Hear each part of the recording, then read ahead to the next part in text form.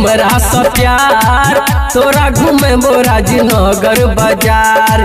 बंजन गोरकी गे हमर जान तोरा बनेबोगे अपन माल कर लेना गोरकी गे हमरा से प्यार तोरा घूमे राजनगर बाजार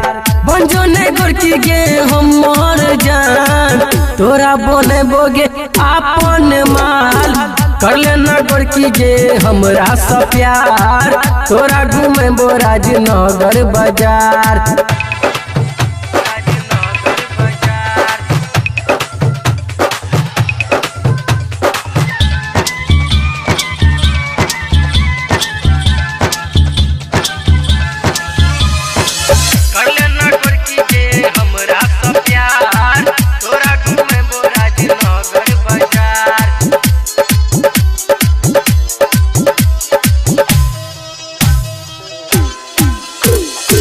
पट्टी पटवारा के बाते छोड़ दई चिचरी के छोरा खिए तो चिकन चिली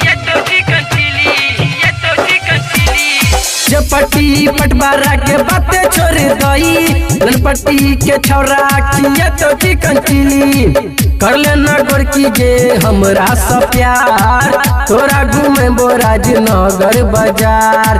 बंजन गोरकी गे हमर जान तोरा बनेबोगे अपन माल कर लेना गोरकी गे हमरा से प्यार तोरा घूमे राजनगर बाजार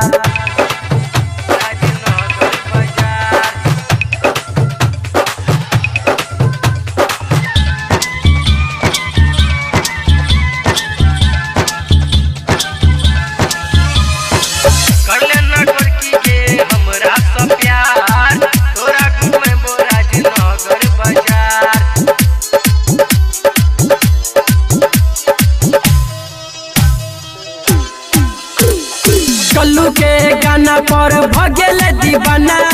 ऑडियो के वीडियो सुने छे रोजाना कल्लू के गाना पर भगेल दीवाना ऑडियो के वीडियो सुने छे रोजाना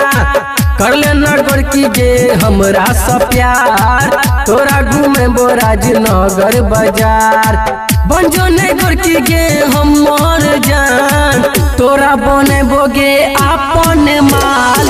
कर लेना गोरकी गे हमरा से प्यार तोरा घूमे राजनगर बाजार।